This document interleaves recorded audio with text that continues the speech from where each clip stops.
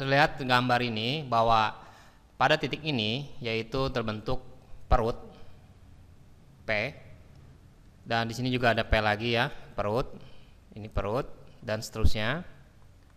Dan untuk yang ini adalah simpul.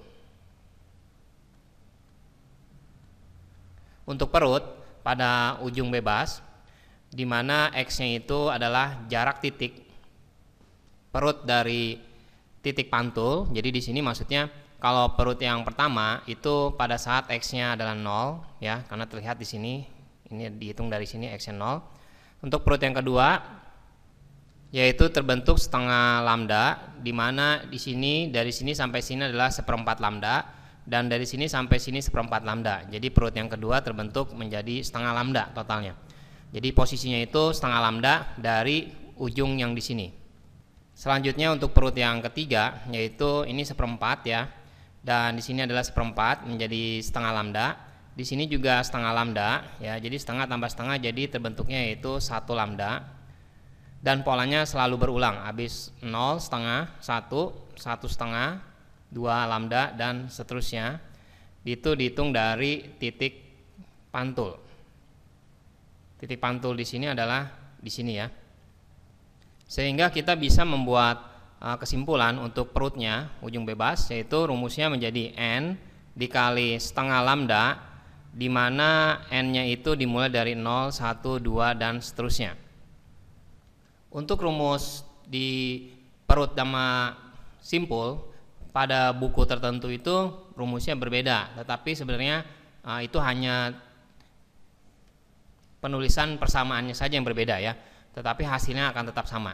Jadi tinggal pilih aja mau pakai yang mana, sama aja. Dan untuk simpulnya yaitu amplitudonya 0. Kita lihat di sini simpulnya yaitu terbentuk pada saat seperempat lambda pertama kali. Ya, terlihat dari sini menuju sini adalah terbentuk seperempat lambda. Dan untuk simpul yang kedua yaitu 3/4 lambda ya. Di sini seperempat lambda, di sini sampai sini setengah lambda. Jadi simpul yang kedua ini terbentuk di 3/4 lambda.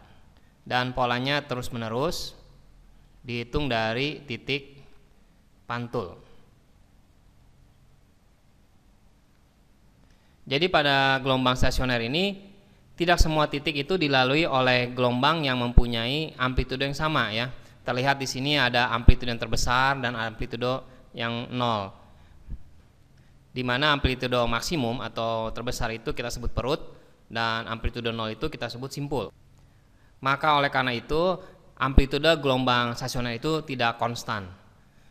Nah, selanjutnya kita buat rumus dari kesimpulan persamaan simpul ini. Kita buat menjadi rumusnya X sama dengan 2N ditambah 1 dikali seperempat lambda, di mana N-nya itu dimulai dari 0, 1, 2 dan seterusnya.